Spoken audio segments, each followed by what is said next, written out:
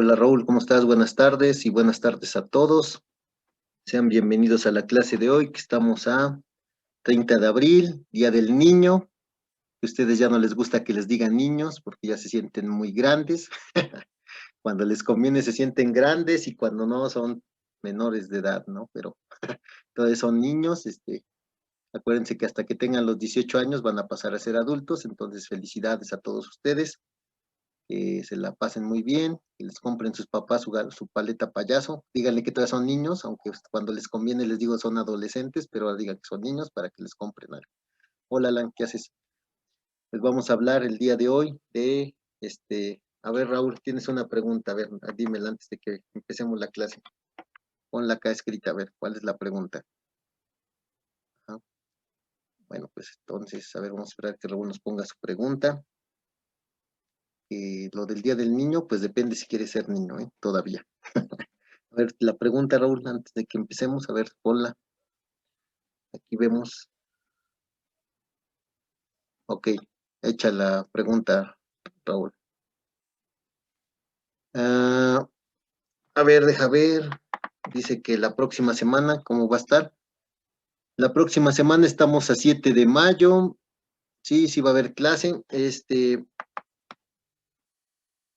Lo de las conferencias, no, ya no va a haber conferencia, ya nada más fue esta semana, pero se las comparto. Sí, han estado interesantes.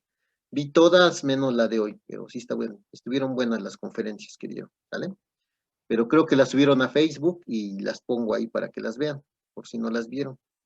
Y los del A, bueno, hay algunos del B, pero los que son de mi grupo, pues les pasé su cuenta y su correo institucional para que lo abran y úsenlo porque se va a usar después, el gobierno lo está dando porque no todos no se va a poder regresar a clases presenciales en agosto completamente, va a estar la mitad un día y la mitad otro día. Entonces, por eso lo está dando, porque los días que no vayan a clase van a seguir trabajando en forma virtual. Entonces, por eso el gobierno les está dando esas cuentas. ¿Sale? Este, pero sí, les paso el link de las conferencias, ¿sale? Para los que las quieran ver.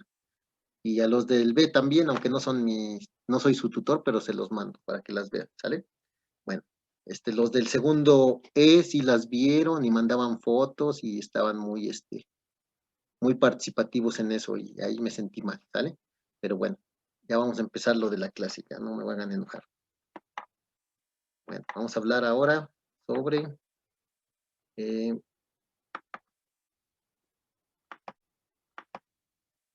bueno, vamos a hablar, la clase de hoy va a hablar sobre la economía y el comercio en la Nueva España. Bueno, dejé aquí algo. Órale, me estás rayando acá, pero voy a quitar esto. Ya no puedes rayar. Bien.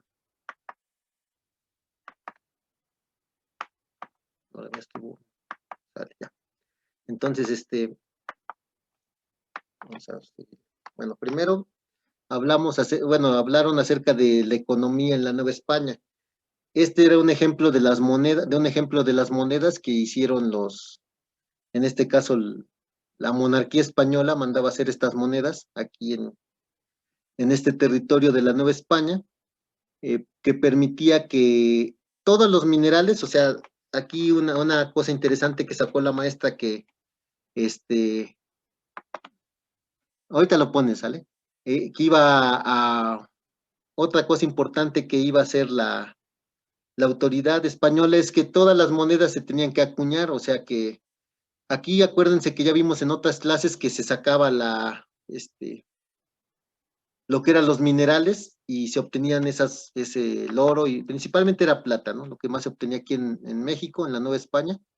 Entonces, esa plata no tenía ningún valor el polvo, o sea, se obtenía el polvo. Entonces, los mineros y las personas, pues lo que hacían era que se tenía que fundir y convertirse a monedas, y una vez que ya tenía monedas, el rey cobraba su 20% por dar el permiso de que te dedicaras a la actividad minera. Entonces tú llegabas si eras un minero, llegabas con tu polvo de metal, te lo fundían, lo convertían en monedas, el rey se cobraba su 20% y tú ya te quedabas con esa parte, con lo que te correspondía.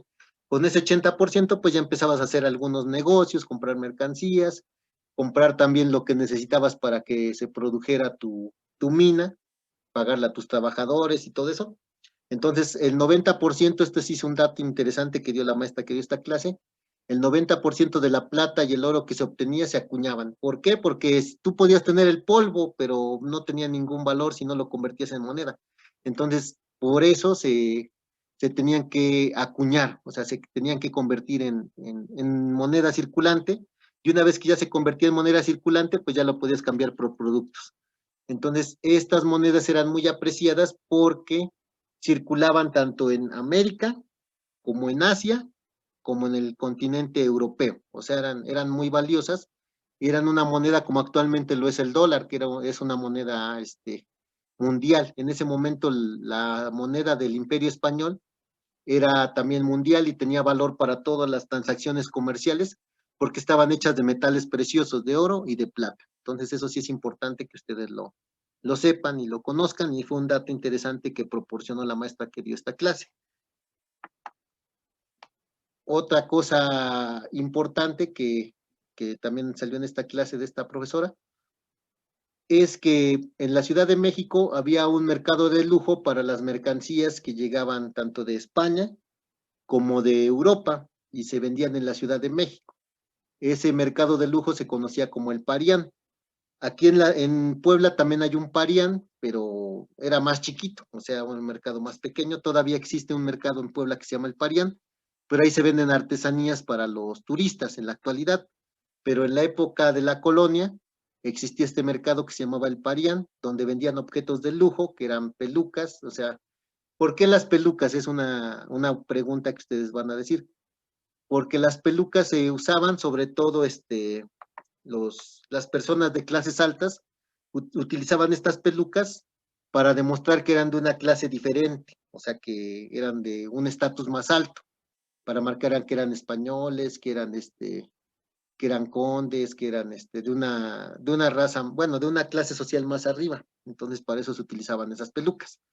Espejos, joyerías, zapatos, vestidos, sombreros, muebles, porcelanas, eran cosas que utilizaban las personas que tenían pues una cantidad económica importante, iban a este mercado y se surtían de estas mercancías, algunas que venían de Europa y otras que venían de Asia. Ahí las compraban, era un lugar donde podían adquirir estos productos. Eso fue lo que salió en esta clase. Y también otra cosa importante que salió con la maestra, que ya la habíamos visto, fue cómo empezó la ganadería, así a grandes rasgos, como una actividad económica. Acá pon la pregunta, Alan, y ahorita la contestamos. Este, eh, Empiezan a llegar animales que no había acá, que eran puercos, o sea, los borregos, que son las ovejas, los chivos, las vacas, los toros, caballos, yeguas, asnos y mulas. Esos animales no existían aquí en América hasta que llegaron los españoles. Lo que es únicos animales, que ya lo habíamos visto en otras clases, es el xoloescuincle y el guajolote. Son las únicas aves que existían como aves que se criaban. No existían como tal la ganadería porque pues eran animales caseros, o sea, tanto el xoloescuincle como el guajolote eran animales que criaban en sus casas, o sea, que eran animales que eran caseros. Y en cambio ya cuando vienen estos animales que traen los europeos, que los van a criar principalmente los españoles o sus descendientes, que van a ser los que van a tener estos grandes ganados, pues van a empezar a crear estos animales, van a reproducirse muy bien aquí en América, porque a diferencia de Europa, que nada más, como es un clima muy frío, pues se reproducen menos. Aquí en el continente americano, como otra cosa que también dijo muy bien la maestra, como los cerdos, ¿no? Que ya empiezan a darles maíz, empiezan a darles granos que no había en Europa, y aquí el maíz era muy fácil de cosechar y muy barato. Pues entonces pues los puercos, las ovejas, las vacas, todos estos animales que traen los europeos, pues empiezan a aumentar, empiezan a crecer sus ganados, empiezan a reproducirse muy rápidamente y se cambia la dieta de las personas. O sea, lo que la maestra me gustó de esa clase es como dice, imagínate unas albóndigas que tú te comes, que si la carne de cerdo no es de aquí de México. Las especias con las que se guisa tampoco son de México, vienen de Asia. Entonces, de acá, pues nada más era el chile, la papa que viene, sí es de América, pero no era de México propiamente. La papa viene de Sudamérica, que es la región de Chile, de Perú, de ahí viene la papa. Entonces, como vienen varios, como un guisado tan tradicional como los chiles bueno, más bien como las albóndigas tienen esa característica, ¿no? Y otra cosa, pues también serían las carnitas, también que nosotros tenemos aquí como un platillo muy, muy importante que se utiliza aquí en nuestra región, ¿no? Que es un platillo que se come mucho, que el pueblo de San Lucas pues se dedica mucho a las carnitas, hay mucha gente que se dedica, y probablemente alguno de los que está aquí en esta clase, pues se dedica a lo mejor su familia al comercio de la carne o las carnitas. Entonces, son alimentos que no son originarios de aquí de América, pero se mezclaron los ingredientes que trajeron los europeos con las especias que trajeron los asiáticos y con lo que había aquí en el continente americano. Y eso hizo que se cambiara la dieta, que se cambiara la alimentación, que no fuera igual desde que llegan los españoles hasta la actualidad, como que eso fue también algo importante porque enriqueció a la cocina mexicana, ¿no? Que en la actualidad, pues es una de las cocinas más reconocidas y con mayor, que les gusta mucho a las personas por la cantidad de ingredientes, por la mezcla que hubo de ingredientes y por las preparaciones que se hacen en esta cocina, ¿no? Que incluso a lo mejor varios de ustedes pues quieran ser chefs, ¿no? En un futuro y que incluso pues es algo que sí genera ganancias, ¿no? Por ejemplo, hay muchos restaurantes en la zona de aquí, de la zona entre San Cristóbal y San Lucas, hay muchos restaurantes también en la zona ahí de Tlahuapan, el Pipirín y Río Frío, toda esa zona también hay varios restaurantes. En Puebla, pues hay varios también restaurantes. Entonces, es parte de cómo cambió la dieta y la alimentación de las personas, ¿no? Que en esta nueva llegada de nuevos productos que trajeron los españoles. Ahorita vamos a contestar la pregunta de su compañero Alan, que nos está preguntando de cómo viajaban, cómo llegaban, cómo eran las rutas de navegación. Esas son cuánto duraban los viajes. Ahorita vamos a contestar todas sus preguntas. Pues España principalmente, pues ambicionaba primero pues ser un país poderoso.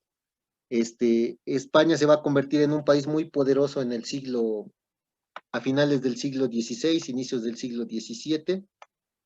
Les voy a enseñar un mapa y ahorita me regreso. Acuérdense que el sueño de Cristóbal Colón era unir Europa con Asia. O sea, ese fue el sueño de Cristóbal Colón, ¿no? Que siempre quiso que se unieran esos dos continentes, Europa y Asia. Lo que Cristóbal Colón nunca se imaginó es que había en medio un continente nuevo, que era el continente americano. Él se murió y nunca supo que había un continente nuevo, hasta que ya después con los mapas de Américo Vespucio, pues se descubre que es un continente diferente, que no tenían conocimiento. Ya después los españoles pues siguen sus rutas de exploración y van a encontrar un continente nuevo y van a fundar ciudades, pero también se van a dar cuenta que pues sí se va a cumplir el sueño de Colón, que era unir Asia con Europa, pero estando en medio el continente americano, y que actualmente es México, o sea, lo que era antes la Nueva España, pues fue la forma en que permitió unir tanto el continente europeo como el continente asiático, y ellos estando intermedio. Entonces, aquí, por ejemplo, en una clase que se llamó el Galeón de Manila, los profesores hablaron sobre cómo se dio la ruta de navegación de esta forma, que el puerto más importante va a ser el puerto de Acapulco y van a viajar hacia Manila en Filipinas, o sea, acaban los barcos españoles, van a llegar a Filipinas y después van a regresar, van a cargar mercancías, aquí llevan las riquezas, ¿no? Oro, plata, y algunos documentos y algunas mercancías que también la Nueva España y venían también de Europa, que podían llevar a documentos también, que podían llevar a Filipinas, y ya después los barcos regresaban atascados de mercancías, o sea, llenos completamente de muchas mercancías, para traerlas desde Asia hacia el continente primero pasaban por el continente americano y después tenían que atravesar de Acapulco a Veracruz en una ruta terrestre y ya se embarcaban los productos al continente europeo. Ahorita vamos a resolver la duda de su compañero Alan. Entonces, una vez que ya atravesaban Acapulco a Veracruz a pie, en ruta terrestre, ahora sí embarcaban los productos de Veracruz hacia Europa. Entonces, se logra el sueño de Colón, eso es lo que sí quiero que ustedes vean. El sueño de Colón, que era de salir de España y llegar a Europa, sí se logró, pero tenían que pasar por Veracruz. De Veracruz tenían que atravesar en ruta terrestre hacia Acapulco, y ya de Acapulco otra vez era una ruta marítima hasta Manila en Filipinas. Y ya después aquí en Manila se concentraban una gran cantidad de mercancías que compraban los españoles del continente asiático y iban de regreso, ¿vale? Entonces vamos a resolver la duda de su compañero. Entonces, primero España pues se da cuenta de que va a tener el control marítimo de esta zona, se da cuenta de que otros países pues también quieren lo que se encontraron. Acuérdense que les había dicho en las otras clases que los españoles se sacaron la lotería cuando encontraron esta ruta de navegación, cuando encontraron el continente americano, y pues se dan cuenta que otros países como Inglaterra, como Francia, como Holanda, como Portugal, pues querían sus rutas y su navegación y querían sus riquezas que estaban encontrando, y por eso España no permitió que otros países comerciaran con ellos. Dicen, no, aquí nada más yo controlo el comercio y el comercio solamente va a ser con mis propias posesiones. Nadie más va a poder comerciar más que nosotros mismos. Solamente España va a poder comerciar sus productos con sus propias posesiones y nadie más. Entonces, ellos fundaron, los españoles, una casa que se llama la Casa de Contratación. Esa casa de contratación, si pueden sacarle una foto sáquensela por favor y me ponen aquí en la pantalla que ya lo hicieron. Se fundó en 1540 y con eso tenían un control de todos los barcos que salían, de las personas que salían de Europa hacia el continente americano, que se querían ir a vivir aquí al continente americano. Y aquí está la primera duda de su compañero. El viaje de Sevilla a Veracruz era de 75 días. Vamos acá. Entonces vamos a ejemplificar la duda de su compañero Ana. La duda de su compañero era esta. El viaje de aquí a acá era 75 días, ¿vale? Esa es la duda de su compañero. Ahora, al revés, el viaje de aquí a acá, o sea, de Veracruz a España, el viaje duraba hasta 130 días. ¿Por qué duraba más? Pues primero porque los barcos iban atascados de plata, de riquezas, de mercancías, si iban hasta tope de cosas, entonces el barco duraba el viaje el doble, porque pues iba más cargado y tenían que protegerlo también más.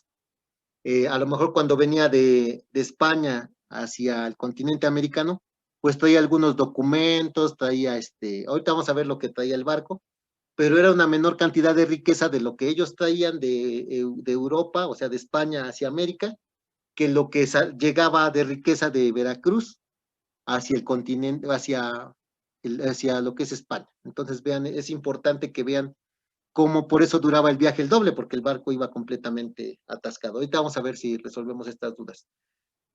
Ahora les decía la siguiente ruta, que era la del Galeón de Manila. El viaje anterior, o sea, el que está acá, entre América y el continente, más bien entre Veracruz y Sevilla, se conocía como la ruta de las Indias, o sea, los españoles no le decían América, América le van a decir ya después, pero sus posesiones en América, los españoles le decían las Indias, porque se quedó el nombre desde que Cristóbal Colón dijo que había llegado a las Indias, y así se le quedó como las Indias, no la India, las Indias, así le decían los españoles. Entonces le conocían como la ruta a las Indias, así era el nombre que tenía esta ruta. Y la segunda ruta, que era la que conectaba Acapulco con Manila, con Asia, se llamó la ruta del Galeón de Filipinas. Esta ruta se va a descubrir en 1565 y se dan cuenta, primero, que pues salió un poquito, hubo un primer intento aquí en la zona de Jalisco para buscar llegar aquí a Manila, a Filipinas. Antes los españoles ya se habían dado cuenta de que sí era posible conectar Asia con el continente americano, porque en los viajes anteriores, o sea, en el viaje de Fernando de Magallanes, que es un explorador español, se dieron cuenta de que él le dio la vuelta al mundo en 1521 y se dieron cuenta de que sí podían llegar a Asia conectando lo que es actualmente la Nueva España. Entonces, hubo también otra persona que se llamó Ruy López de Villalobos, que también intentó seguir esa ruta, consiguió regresar, entonces fue importante, y él fue el que le puso el nombre de Filipinas, en honor al rey Felipe II, que es el rey español. Entonces, eso va a ser importante porque en 1565 se dan cuenta de que la ruta más correcta es la que puede conectar a Manila con Acapulco. Y Acapulco pues se volvió el punto importante que conectó a Asia con el continente americano. Eso sirvió para que vinieran los productos del continente americano. Aquí también otra cosa importante que viene acá, que a veces podía durar hasta 7 meses el viaje de Asia hacia el continente americano. ¿Por qué? Porque también eran bastante cargados de mercancías y eran mercancías muy, muy, muy pesadas y muy valiosas y entonces duraba mucho el viaje. Entonces, y de Acapulco hacia Filipinas duraba 3 meses. Entonces, en los viajes de regreso, o sea, los viajes que traían una gran cantidad de cargamentos duraban el doble. Entonces, se hacía una feria comercial donde traían todos los productos, aquí es un mes, es un mes, duraba la feria comercial. Entonces, en ese mes llegaban los comerciantes de aquí de la Nueva España, compraban todos los productos que traían los barcos que venían de Filipinas y los vendían aquí en la Nueva España. Ya vimos que los vendían en mercados de lujo como en el del Parián de la Ciudad de México. Entonces, ahí era donde muchos productos muy importantes, muchos productos muy importantes que se obtenían de Asia nunca llegaron a Europa, se quedaban aquí en América y personas también.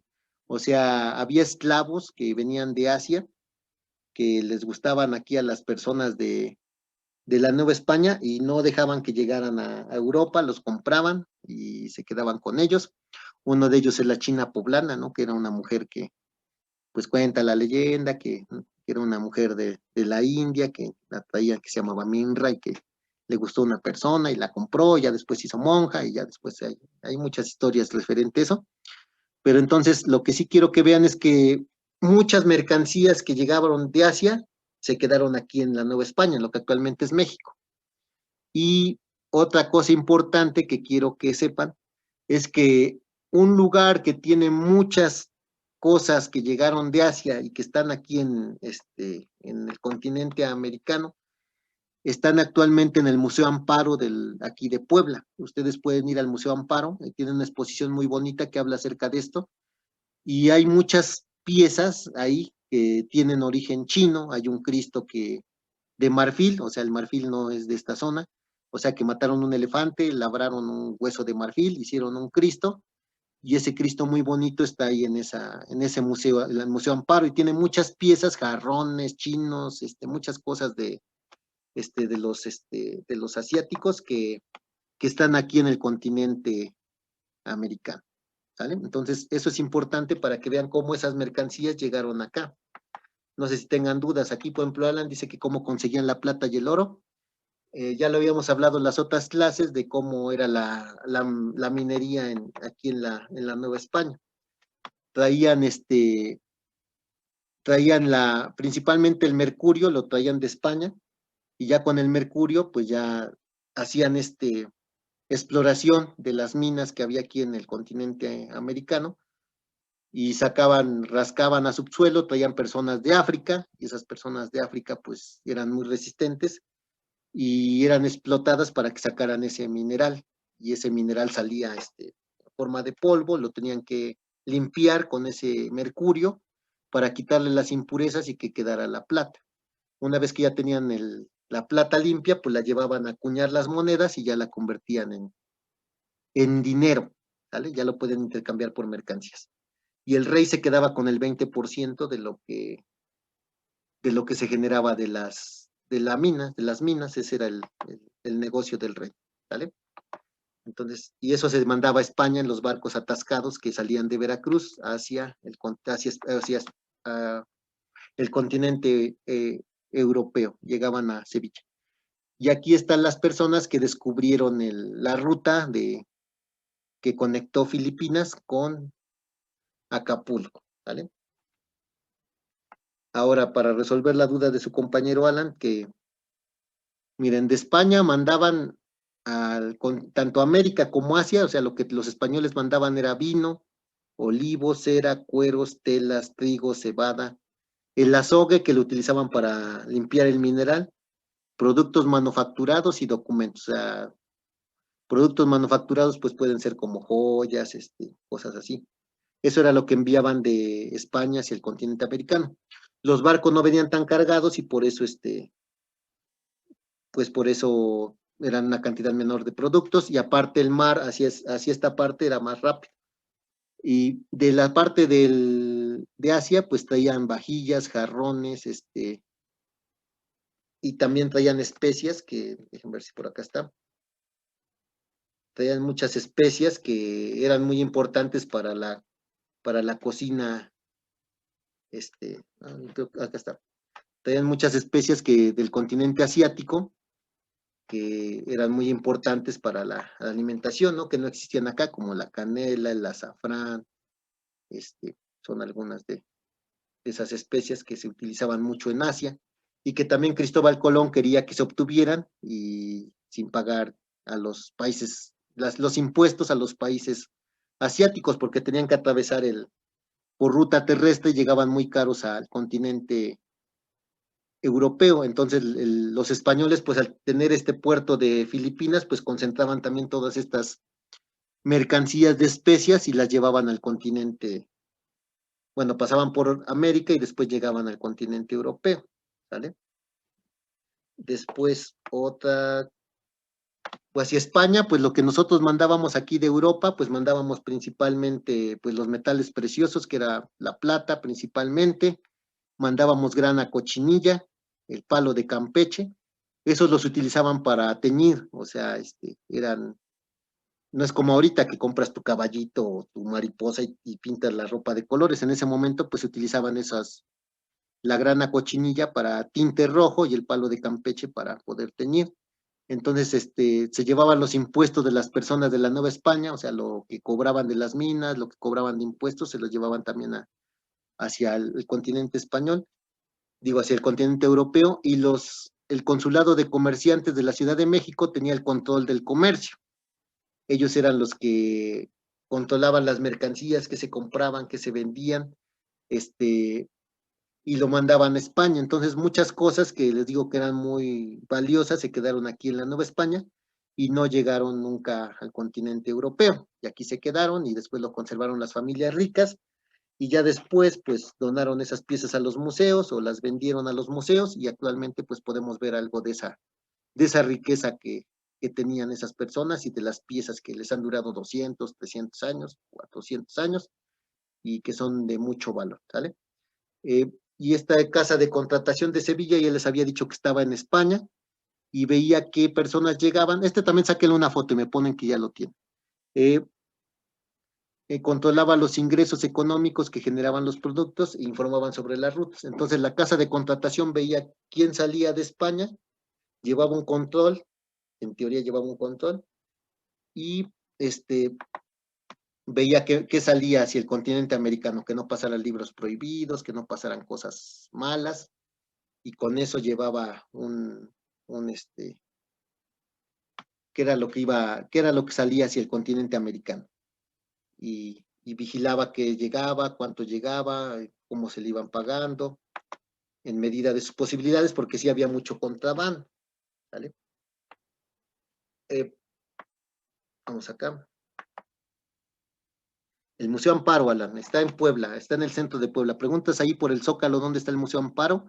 está a 3 calles del Zócalo de la ciudad de Puebla. Está muy bonito, es un museo muy bonito. Tiene piezas, muchas piezas prehispánicas, pero tiene muchas de la época colonial. Es un museo muy bonito. Ahora vamos acá a lo del comercio.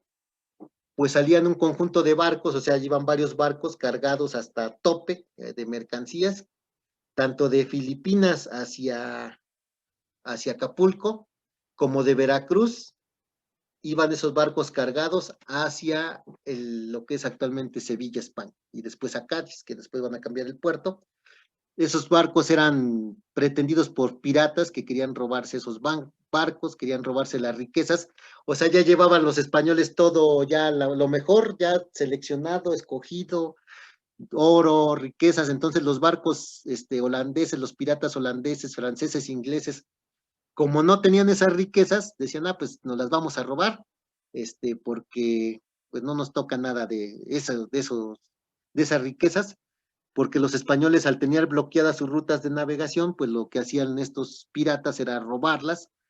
Imagínense hacerse de un barco cargado de monedas de plata, de riquezas de los chinos, o sea, tantas cosas que podían, eran muy pretendidos esos robos de esos barcos, entonces los piratas trataban de robarse esos lugares, o también trataban de lograr robar los lugares, los puertos, o sea, donde se concentraban las mercancías que los españoles iban a embarcar. Entonces lo que hacían era que también se fortificaban, o sea, hacían los defendían también buscando que aguantaran los cañonazos. Ejemplos está San Juan de Ulúa, que si alguna vez pueden ir, yo ya fui, está bonito ahí en Veracruz, hay una carreterita que te lleva ahí, hay una ruta que te lleva ahí. Es un lugar que está en medio del mar. Antes era una isla, ahorita ya le hicieron una carretera, pero sigue siendo casi una isla. Entonces estaba fortificado para defender el puerto de Veracruz. En Campeche también estaba fortificado, todavía ahí no he ido, pero dicen que es muy bonito.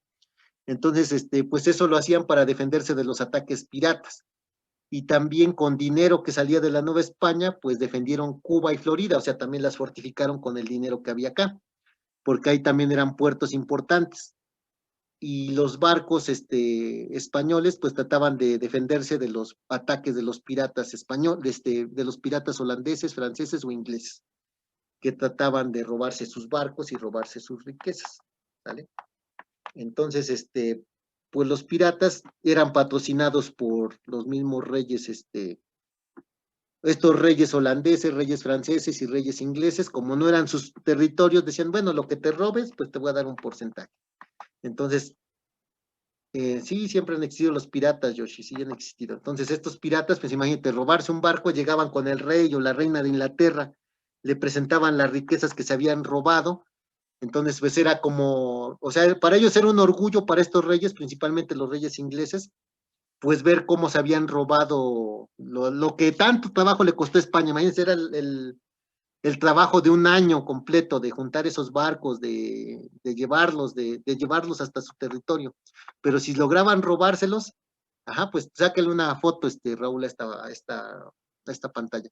Entonces, imagínense, robarse un barco español atascado de riquezas, pues era lo máximo. Entonces, estos piratas, pues si lograban robárselas, pues eran presentados como héroes ante los reyes europeos, ¿no? Por ejemplo, un pirata muy famoso fue Francis Drake. Entonces, este Francis Drake era un pirata patrocinado por la reina de Inglaterra. Entonces, cuando llegaba con estas riquezas que le robaban a los españoles, pues era casi como un héroe, ¿no? Había unos cigarros que se llamaban Raleigh antes, ese Raleigh también fue un pirata, entonces todos estos piratas que lograban robar a España, pues eran muy celebrados que lograban esto, ¿no? Los españoles pues trataban de llegar con sus barcos, entonces iban varios barcos, por eso se llama flotas, iban varios barcos juntos, iban otros barcos como barcos policías que los iban protegiendo, esos barcos tenían más armas y trataban de defenderse de los piratas, y los piratas pues trataban de saquear y de robar a esos barcos a como fuera, ¿no? Se han encontrado restos de esos barcos, en algunos que sí lograron hundir y que no lograron robarse los piratas, pero que desafortunadamente se hundieron y ahorita pues son también parte de conocer qué era lo que llevaban los barcos, cómo eran las monedas españolas, o sea, han servido también para conocer mucho sobre esa época, ¿sale? ¿Vale? Sí, Raúl, sácale una copia a esto, sácale una captura de pantalla y copia. ¿Vale? Entonces, pues eso es lo que vimos a grandes rasgos el día de hoy. Voy a dar 20 segundos para que capturen esta pantalla y ya después quito esto. Pues son 20, 19, 18, 17, 16, 15, 14, 13, 12, 11, 10, 9, 8, 7, 6, 5, 4, 3, 2, 1, 0. Vale. Bueno, ya para acabar, pues estos barcos, pues había una isla que se llamaba la Isla Tortuga, que no está aquí, está en el Mar Caribe y ahí era donde se reunían los piratas y ahí tenían como una base donde robaban y planeaban robar a los barcos españoles. Y estos barcos de la Armada de Barlovento, ven que así se llama un restaurante aquí cercano, yo creo que el dueño pues estudió un poquito, conoció de historia, entonces esa Armada de Barlovento pues era la que perseguía a los barcos, trataba en el Caribe, o sea, buscaba que estos barcos que querían robarlos, pues no lo hicieran, entonces era como una policía naval, cuidaba los barcos españoles, ¿no? Para que no fueran robados por los piratas, ¿vale? Entonces, pues eso es todo lo que vamos a ver ahorita, todo lo que vamos a ver ahorita. Bueno, pues prendan su cámara ahí para que lo saluden. Alejandra, ¿quién es Alejandra? Se fue oscuro. Hola, Alan. Hola, señora, ¿cómo está? Buenas noches. Hola, Valeria. Hola, Ingrid. Hola, Karin. Hola, Liz. Hola, Betsa. Hola, Eduardo. ¿A poco es tu hermano, de Miguel, ¿a poco es tu hermano Natanael? No, ¿verdad? Natanael es del segundo. Entonces, ¿por qué tú eres Miguel Ángel, ¿no? No te pongas nombres que no son, si no te va a poner falta. Jonathan Yoshin. Hola, ¿cómo estás, hijo? Hola, Jimena. Hola, hola, Itzel. ¿Qué haces? Bueno, pues nada más, pues eres tú, Diego Lucas. Digo, pues ¿quién es? Alejandra es tu mamá, ¿verdad? Vale. Hola, Valeria. Hola, Ingrid. Pues nada más, hijos, pues estamos tristes porque falleció el maestro Antonio en estos días, ¿no? Es pues otra pérdida más, pues ya van dos en esta pandemia. No sé de qué falleció el maestro Antonio, pero falleció el día domingo en la noche y fue su secretario. Ahora no tenemos secretario, ahora vamos a ver quién les va a hacer sus papeles. Espero que no quiera ninguno, porque pues, no tenemos ahorita quien nos los haga, ¿no? Es una pérdida muy grave. Hola, Cari y Betsa, no los había saludado. Pues hay que ver, ¿no? Es triste porque pues el maestro tenía 53 años, no era grande. Pero bueno, así es el destino, ¿no? A veces las personas que no son grandes, pues también fallecen, ¿no? Pues, ni modo. Pues es triste porque era una persona que pues era dedicado a su trabajo, nos apoyó algunas veces hasta fue a ver al director, aunque estábamos en pandemia, a dejarle los papeles que pues ustedes pedían, o sea que él iba a ver al director y se me pidieron esto, aquí está, y trató de ayudar siempre que lo molesté, porque sí lo molestaba yo mucho, ven que casi no me gusta molestar a la gente. Entonces sí lo molesté mucho para pedirles papeles para ustedes, y el maestro pues sí nos ayudó mucho, ¿no? Y nos duele que haya su partida del maestro, ¿no? Siempre fue muy ético y nos ayudó en el trabajo que ustedes tuvieran sus papeles que se necesitaban, ¿no?